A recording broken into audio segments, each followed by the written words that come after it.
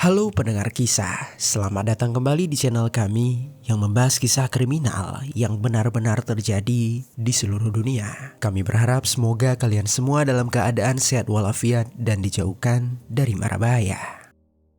Pada kisah kali ini, kami akan kembali membahas sebuah kisah tragis yang terjadi di Filipina pada tahun 2022 silam, di mana ada seorang gadis cantik yang sering mengikuti acara kerohanian gereja. Dia dieksekusi oleh seorang pengemudi becak yang dia tumpangi. Saat itu si gadis berniat untuk pergi beribadah ke suatu gereja yang belum pernah dia kunjungi. Namun nasibnya ternyata naas. Dia menaiki sebuah becak yang dikendarai oleh seorang lelaki bejat. Bagaimana kronologi selengkapnya tentang kasus ini? Jadi beginilah kisah di baliknya. Di wilayah Camarines Sur, tepatnya di Semenanjung Bicol, Filipina, tinggallah seorang perempuan bernama Iris May Payonga yang berusia 18 tahun. Payonga tinggal bersama kedua orang tuanya di lingkungan keluarga yang selalu memenuhi kasih, membentuk kepribadian Payonga yang mudah bergaul dan juga rajin. Dukungan keluarga yang dia dapat juga menjadikannya lebih percaya diri. Payonga merupakan siswi kelas 12 di Ateneo de Naga University Junior High School, salah satu sekolah Katolik di Filipina. Dengan umurnya yang masih muda, Payonga dikenal sebagai siswi yang berprestasi. Paras yang cantik dan postur tubuh yang tinggi menambah kesan menarik pada Payonga. Di luar dari prestasi yang dimilikinya, dia juga sering mengikuti kegiatan di acara sekolahnya. Selain dari sifat ramah yang dimilikinya, Payonga dikenal oleh teman-temannya sebagai pribadi sedikit berbicara.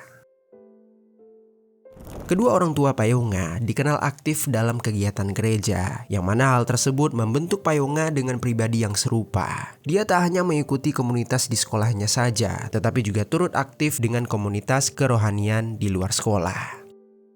Dalam satu minggu, Payonga selalu menyempatkan ke gereja bersama teman-temannya, seperti mengikuti acara doa dan juga kegiatan amal. Menurut Payonga, kegiatan keagamaan itu tidak hanya tentang ibadah saja, melainkan juga sebagai pedoman hidupnya untuk menjadi pribadi yang lebih baik. Lingkungan sosial, keluarga, dan kerohanian yang dimiliki Payonga menjadikan dirinya sebagai remaja yang lembut dengan tekad yang kuat.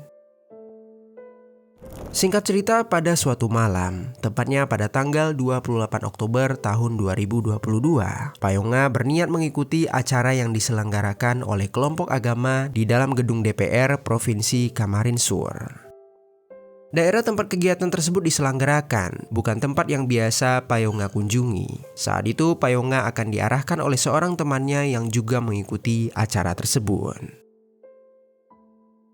Seperti biasanya, sebelum berangkat, Payonga meminta izin terlebih dahulu kepada ibunya. Saat meminta izin, dia justru mendapatkan suatu penolakan. Ibunya enggan mengizinkan Payonga dengan alasan cuaca sedang buruk di luar rumah akibat angin besar, dan juga daerah yang akan dituju oleh Payonga bukan daerah yang dia kenali. Namun meski begitu, karena nilai tekad yang dimiliki Payonga cukup tinggi, dia memohon kepada ibunya untuk memberikan izin. Dia meyakinkan ibunya dengan berjanji dia akan mengabari jika dia telah sampai nantinya. Melihat usaha Payonga yang sangat menginginkan mengikuti acara kerohanian tersebut, ibunya luluh dan mengiyakan keinginan anaknya. Mendengar itu, rasa senang menyelimuti Payonga. Dia bersiap menggunakan kaos hitam dengan paduan jaket denim serta celana jeans. Selesai itu, Payonga segera berjalan ke terminal untuk menaiki transportasi bus yang mengantarkannya menuju ke tempat tujuan. Kemudian pada pukul 5 sore lewat 44 menit, Payonga pun sampai di sebuah terminal bus. Dia membuka aplikasi chat menghubungi ibunya kalau dia akan pulang pada pukul 8 malam. Selesai mengabari ibunya, Payonga berpindah kontak. Dia mengirimkan pesan kepada teman yang akan mengarahkan dirinya kepada tempat tujuan. Saat itu Payonga telah turun dari bus. Dia berniat melanjutkan perjalanan dengan menaiki becak untuk menuju ke lokasi tujuan. Beberapa menit dia menunggu, sebuah becak pun melintas di depannya. Payonga memanggil dan tak ragu langsung menaiki becak tersebut. Payonga menunjukkan alamat yang ingin dia tuju. Tanpa banyak bertanya, pengemudi becak yang bernama Raymark Beleza langsung menjalankan becaknya. Selang beberapa menit, perjalanan masih lancar dan tiba-tiba di tengah perjalanan ada seorang laki-laki yang juga ikut menaiki becak tersebut. Dengan beberapa barang bawaan dari laki-laki itu, Payonga bisa menduga kalau orang tersebut merupakan seorang penjual balut atau penjual telur. Kemudian setelah becak kembali berjalan, Payonga dan si penjual balut baru menyadari kalau perawakan dan gerak-gerik dari Beleza si pengemudi becak terlihat sangat aneh. Dimulai dari matanya yang terlihat sayu dan merah. Gerakan becak yang beberapa kali tidak teratur memperlihatkan kalau Beleza mengemudi dengan tidak fokus. Lalu setelah mereka menempuh beberapa kilometer, si penjual balut pun turun sebelum Payonga sampai pada tujuannya. Sama seperti sebelumnya, pada becak itu hanya tersisa Payonga dan juga Beleza. Ketika becak kembali berjalan, Beleza secara tiba-tiba mengarahkan jalanan tidak pada semestinya. Jalanan tersebut semakin terlihat sempit, diapit dengan rumput-rumput yang sudah bertumbuh tinggi. Walaupun Payonga tak tahu persis jalanan yang mereka lewati sesuai jalur tujuannya atau tidak, tetapi rasa curiga mulai merayapi dirinya setelah dia menyadari semakin tak ada kendaraan yang melalui jalanan tersebut. Kemudian ketika suasana semakin sepi, Beleza menepikan becaknya di suatu tempat. Sementara itu, degup jantung Payonga semakin kencang. Beleza langsung menuruni becak, seketika tangannya berusaha menarik Payonga agar turun dari kursinya. Payonga pun tersentak, tubuhnya kehilangan keseimbangan menahan kekuatan dari tarikan Beleza. Payonga merasa nafasnya tertahan, tubuhnya kaku bukan main. Melihat raut wajah Beleza yang semakin memerah dan mata yang membelala, dengan rasa takut disertai pasrah, Payonga hanya bisa menurutinya. Dia turun dari kursi dengan nafas yang masih tertahan di kerongkongannya. Tak berhenti sampai di situ, Beleza berusaha membawa Payonga ke tengah semak-semak yang mengapit jalanan tersebut. Payonga awalnya mencoba untuk terus melawan, tetapi rasa perih pada pergelangan tangannya akibat tarikan paksa. Akhirnya Payonga pun berhasil ditarik oleh Beleza ke tengah luasnya semak-semak. Lalu beberapa detik kemudian, Beleza langsung mendorong Payonga hingga membuat dia terjatuh. Saat itu rasa pasrah mendominasi Payonga. Perlawanan yang dia lakukan tidak sebanding dengan kekuatan yang dimiliki Beleza. Melihat Payonga yang terus menyelamatkan diri, Beleza semakin menggebu-gebu dengan tindakannya. Semula Beleza mencekik leher Payonga melalui kedua tangannya. Dengan gerakannya yang menggenggam kencang leher Payonga, sekalipun dia tak membiarkan Payonga menghirup udara. Payonga merintih, tangannya menepuk tangan Beleza yang masih mencekik lehernya. Melihat Payonga yang sudah pasrah tak melawan, Beleza mulai melucuti busana Payonga. Dan dalam beberapa menit, Beleza dengan tega melakukan tindakan tidak senonoh kepada Payonga. Beleza menikmati aksinya, sedangkan Payonga yang saat itu sudah tak berdaya, dia hanya bisa memasrahkan kesuciannya diambil. Kemudian setelah Beleza merasa puas, dia kembali mencekik Payonga dengan lebih kencang. Semula rasa sakit mengikis tubuh Payonga sampai dia merasakan mati rasa pada tubuhnya. Lalu ketika Payonga tak lagi kuat menahannya, Payonga pun menghembuskan nafas terakhirnya. Payonga tewas di tangan Beleza. Menyadari Payonga sudah tak lagi bernafas, Beleza kemudian berusaha untuk menghapus jejak kejahatannya. Dia membawa beberapa barang milik Payonga. Lalu sekitar 300 meter dia berjalan, dia menghentikan langkah kakinya dan membuang barang-barang milik Payonga tersebut. Setelah membuang barang-barang milik Payonga, Beleza kembali ke tempat dia mengakhiri hidup Payonga. Di sekitaran lokasi dia melihat sebuah karung kosong. Lalu kemudian dia isi karung tersebut dengan sejumlah tanah. Dan setelahnya dia tutupi jasad Payonga dengan menggunakan karung berisi tanah itu. Sebelum meninggalkan mayat Payonga, Beleza juga sempat mengambil ponsel dalam saku Payonga. Tanpa merasa bersalah, Beleza meninggalkan Payonga dengan kondisi yang sangat mengenaskan. Lalu di sisi lain, malam tersebut menjadi malam yang sangat panjang untuk keluarga Payonga. Kedua orang tua Payonga mulai merasa resah. Berkali-kali mereka membuka ponsel, memastikan kabar yang tak kunjung datang dari putrinya.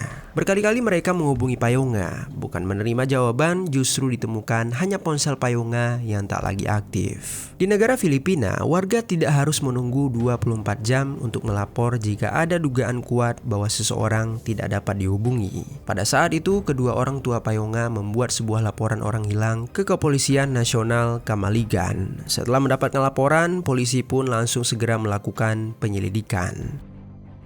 Penyidik melihat pesan akhir yang dikirimkan Payonga kepada ibunya, yaitu pada jam 5:44 sore hari. Posisi terakhir ketika dia menghubungi juga berada di sebuah terminal bus. Polisi segera berusaha melacak ponsel milik Payonga. Dan ternyata ditemukan kalau ponsel tersebut berada di toko servis HP, tepatnya di wilayah Barangay Ol Sanroku. Mereka segera mencari tahu asal-usul yang menjual ponsel tersebut di toko itu. Melalui rekaman CCTV dari toko servis HP, ditemukan kalau seorang pria meminta kepada penjaga toko untuk memformat ponsel milik Payonga. Polisi mulai bergerak mencari informasi terkait pria tersebut dengan kembali mengecek rekaman CCTV. Dalam rekaman itu ditemukan kalau pria di toko sebelumnya mengantarkan Payonga menggunakan sebuah beca. Di tengah perjalanan juga terlihat seorang laki-laki yang ikut menaiki beca tersebut. Polisi mencari tahu terlebih dahulu terkait informasi penumpang laki-laki itu dengan tujuan menjadikan laki-laki tersebut sebagai seorang saksi. Setelah diketahui ternyata laki-laki itu merupakan seorang penjual balun. Sebagai saksi, dia menduga kalau si pengemudi becak sedang dalam pengaruh minuman-minuman keras. Aroma khas minuman keras yang dia hirup meyakinkan kalau si pengemudi itu adalah pelakunya. Sambil mencari tahu keberadaan Payonga, polisi mulai menemukan informasi terkait pengemudi becak tersebut. Dan akhirnya mereka pun mendapatkan informasi kalau dia bernama Reymar Beleza, seorang remaja berusia 18 tahun. Melihat usianya yang tergolong muda, seharusnya Beleza sama seperti Payonga yang masih menempuh suatu pendidikan. Namun karena keterbatasan ekonomi mungkin mengharuskan Beleza bekerja keras di usia muda. Lalu 3 hari setelah kejadian, malam tanggal 31 Oktober 2022, polisi mendapatkan laporan dari seorang lansia berusia 42 tahun. Dia mengatakan kalau kedua keponakannya menemukan sesosok jasad manusia di Jalan Jeremiah Pili, Camarinesur. Polisi langsung bergerak ke sana dan setibanya mereka di sana, ternyata benar ditemukan sesosok jasad yang merupakan tubuh milik Iris Mai Payonga. Kondisinya saat itu sangat mengenaskan, tanpa busana dan terhimpit oleh karung berisi tanah. Untuk mengkonfirmasi, keluarga Payonga diminta untuk menuju TKP. Saat itu melalui jam tangan yang masih terpasang di tangan Payonga, ibu Payonga mengkonfirmasi kalau benar itu adalah putrinya. Setelah itu, mayat Payonga pun langsung dievakuasi untuk dibawa ke rumah sakit agar dapat dilakukan proses otopsi. Kemudian di sisi lain, Reymar Beleza akhirnya berhasil ditangkap. Beberapa menit setelah penangkapan, Beleza mengakui kejahatan yang dia lakukan pada Payonga. Dalam pengakuannya, Beleza menjelaskan secara rinci bagaimana dia melakukan tindakannya di malam itu. Dia juga menunjukkan lokasi tempat dia membuang sepatu dan juga jaket milik Payonga. Polisi kemudian menemukan barang-barang tersebut di lokasi yang sama seperti dia katakan. Tidak ada data yang menemukan kalau Beleza pernah melakukan kriminal sebelumnya. Dia mengaku bahwa dirinya dalam pengaruh minuman keras sampai melakukan kejahatan yang merenggut nyawa Payonga. Hasil otopsi yang dilakukan terhadap jasad Payonga mengungkapkan kalau Payonga telah mendapatkan tindakan perilaku tidak senonoh. Pengadilan untuk Beleza sampai saat ini belum dipublish kepada media manapun. Tetapi jika kita melihat hukum yang berlaku di Filipina, kemungkinan besar Beleza akan mendapatkan hukuman penjara seumur hidup. Dan mengapa dia tidak mendapatkan hukuman eksekusi? Karena pada tahun 2006, Filipina telah menghapus hukuman eksekusi dari undang-undang mereka. Tragedi yang menimpa Iris Mai Payonga meninggalkan luka mendalam bagi keluarga, teman, dan masyarakat. Seorang gadis muda yang dikenal taat, penuh semangat, dan berjiwa sosial harus kehilangan hidupnya dengan cara yang begitu tragis. Berita tentang kematian Payonga menyebar dengan cepat di berbagai media lokal Filipina. Banyak orang yang menaruh perhatian, rasa prihatin atas nasibnya. Ucapan belasungkawa berdatangan, tidak hanya dari warga sekitar, tetapi juga dari rekan dan kerabat-kerabatnya yang ada di sekolah. Masyarakat di sana juga menyuarakan keprihatinan mereka di media sosial. Mereka menuntut agar keamanan transportasi umum diperketat dan perlindungan terhadap perempuan lebih diperhatikan. Banyak yang mengungkapkan rasa marah, sedih, dan simpati yang mendalam atas nasib Payonga. Dari kasus ini kita juga diingatkan untuk selalu lebih hati-hati saat berpergian sendiri, terutama bagi perempuan. Untuk itu, mari sama-sama kita berdoa. Semoga keadilan yang sudah ditegakkan menjadi penutup bagi keluarganya. Dan semoga Payonga beristirahat dengan tenang di sisi Tuhan. Dan yang terakhir, untuk kita semua para pendengar kisah, semoga di dalam kisah kali ini ada pelajaran baik yang dapat kita ambil.